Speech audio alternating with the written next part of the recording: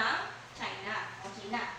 Sunod, may nakikita kayo, mga isda sa ilalim ng dagat. Maraming isda, tama, Andrew. Pangatlo, ano nakikita ninyo? Yan ay hagdang-hagdang palayan na Cordillera. Yan, pangatlo ko. At ang pangapat naman ay mga puno sa kagubatan. Ano ba yung naiisip ninyo na mga salita? Likas na yaman. Tama, yan ay mga likas na yaman. Dahil una, ang bansang China ay likas sa mga yamang mineral, mga bato, lahat ng mga yamang mineral na makikita natin sa China. Pangalawa naman ay yung yamang dagat. Maraming mga nilalang sa dagat na makikita natin. Kaya, isa ang karagatan sa pinagkukunang yaman ng mga tao. Yung pangatlo, tama, ito ang bilang mga Pilipino, ito ang isa sa pangkabuhayan natin, ang palayan. Tapos pangapat, ito sa yamang kagubatan. Tama, ito ay mula sa ating mga kagubatan. Ang ating mga puno na panggatong natin, yung mga ginagawa nating bahay ay mula sa mga punong kahoy o sa kagubatan. Napakagaling. Palakpakan natin ang isa't isa.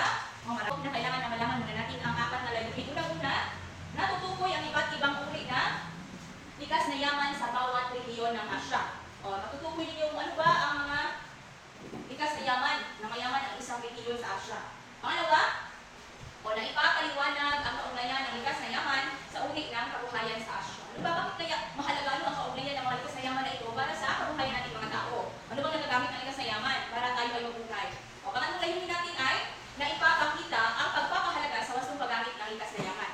Para naman, kailangan italakay natin ang mga ito upang maintindihan natin kung gaano kahalaga ng pangalagaan natin ang ating likas na yaman. Paano natin mapapangalagaan ang mga likas na yaman na sa inyong kapaligiran? Pang-apat, huli, ito ay naiuugnay natin ang pag-aalaga sa likas na yaman sa pagpapangalas ng disiplina, pananagutan, at pagmamalasakit sa kalikasan. Naipapakita ninyo, naiuugnay ninyo ang mga ginagawa ninyo sa buhay at magagamit ninyo ito sa pangangalaga ng ating likas na yaman. Naintindihan ba ang ating mga layunin sa araw na ito? Meron akong tanong sa inyo. Bakit kaya mahalaga maunawaan natin ang ating mga likas na yaman? Bakit kaya? Isipin nyo na lang sa sarili ninyo. Bakit kaya mahalaga na maunawaan natin ang mga likas na yaman? Bakit kaya mahalaga na pangalagaan natin? Alamin natin kung ano ang likas na yaman na nasa ating paligid. Tandaan niyo ha, bago natin talakayin ang mga paksang iyan, isipin mo muna kung ano ang kahalagahan ng mga likas na yaman na ito. Sige, lumako tayo sa, meron tayong gawain na tinatawag na mapa ng alaman. Meron ba kayo pamilyar ba kayo sa gawain ng mapa ng alaman? Yan ay mapa ng Asya. Saan ba tayo nabibilang Pilipinas? Okay, Rizame? Tama, ang Pilipinas na nabibilang sa Timog, Silangan, Asya. Sino ba yung hindi nakikinig sa likod? Maaari bang makinig kayo? Dito kayo tumingin sa ating harapan. Okay, ang kanurang Asya ay mayaman sa langis at natural gas. Tama yung sinagot ng punong kahoy at carbon. Mayaman sa mga tanim, mga mayamang mineral at agrikultura. Mayroong gulay, mayroong palay at mga isda. Hindi na natin kung tama ba yan. Tayo sa Timog Silangan Asya, ano kayo saan kayo? Palakpakan natin ang bawat isa dahil aktibo sa ating kalakayan. Sino makapagbibigay ng ideya sa akin kung ano ba ang kaugnayan ng mga likas na yamang iyan sa hanap buhay ng mga tao? Makapagbibigay ng ideya. Itaas lang ang iyong kamay. Okay, ikaw Roy. Tama. Ang mga likas na yamang iyan ay magagamit natin sa baka natin sa ating pamumuhay. Nakakain natin ang mga likas na yamang iyan para tayo ay mabuhay. Kung ang mga likas na yamang iyan ay mayroong naitulong sa ating buhay, mayroon din itong mga suliraning kaakibat. Ano kaya ang mga problema na ihatid ng mga maling paggamit ng likas na yaman? Tama, ito ay pagputol ng mga pulong kahoy sa kagubatan. Tama. Ikaw, Riza. Tama, ito ay pagkuha ng mga maliliit na isda sa ating karagatan. Gumagamit ng mga maliliit na mga net sa pagkuha ng isda. Ano pa? Tama, ito ay pagsunog ng mga plastic, paggamit ng mga plastic na nabubulot ng polusyon. Tama, ito ay maraming mga tao ang nagkakasakit dahil sa polusyon na inahatid na pagbasira ng ating kalikasan. Diba alam natin na ang mga puno ang tumutulong sa atin para tayo ay makalanghap ng sariwang hangin. Ngunit dahil pinuputol ang mga puno sa ating kagubatan, wala nang tumutulong sa atin upang makalanghap na sariwa at preskong hangin. Kaya marami ang nagkakasakit. Tama, palakpakan natin si Joanne.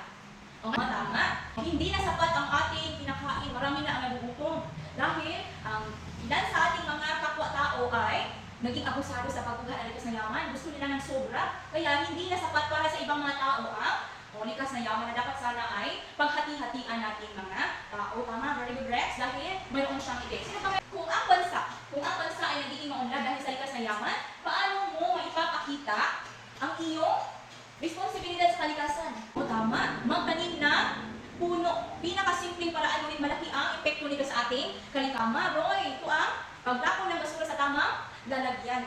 Para hindi tayo magkaroon ng polusyon sa ating kapaligiran, dapat itapon sa tama ang ating mga basura. Tama. Dapat gumamit ng wastong net o panguha ng isda para hindi madama yung mga maliliit na isda. At hindi gumamit ng mga dinamita. Tama. Natutuwa tayo ng isang gawain na pinamagatang mapa ng yaman, buhay ng mamamayan. Mapa ng yaman, mayroong mapa ng kayamanan na nagbibigay buhay sa mga mamamayan. Ang gagawin lang naman ninyo ay ipapangkat ko kayo sa anim, ay bibigyan ko kayo ng kartulina upang at nagpipend naman doon na isulat ninyo ang inyong mga ideya. Tapos magbubunot-bunot tayo kung anong paksa ang natasan kayo. Unang-una, bibigyan ko kayo ng kartulina. Ngayon ay isulat ninyo ang mga ideyang ito. Unang-una, pangalan ng rehiyon. Pangalawa, ito ay mga likas na yaman kung saan napapabilang ang rehiyong iyan. Pangatlo, isulat ninyo kung ano ang kabuhayan ng ating mga mamamayan sa rehiyong iyan. Pang-apat ay isulat niyo rin ang mga paraan upang ito ay inyong mapangalagaan ang likas na yaman kung saan mayaman ang isang rehiyon na iyan. Maliwanag ba? Sino yung mga katanungan? Okay. Ayun ay, bibigyan ko kayo ng 5 minuto para isagawa ang activity na ito. Magpili kayo ng representative upang ipresenta ang mga idea ninyo. Okay? Sige, simulan. Maraming salamat dahil marami kayong mga idea na ipresenta ng inyong mga reporter. Natutuwa ako dahil talagang nakikinig kayo sa ating talakayan. Sige, lumako na tayo dahil marami na kayo natutunan. Lumako tayo sa ating pagbabalik tanaw. Binamagatan itong balikan natin. Balik tanaw, bunga ng aral. Tanong ko, sagot mo. Ano ang likas na yaman? Okay, Roy? Tama, ang likas na yaman ay ang mga yamang nakukuha natin sa ating kalikasan. Tama. Malawa, paano ito nakaka-apekto sa pamumuhay ng mga Asyano?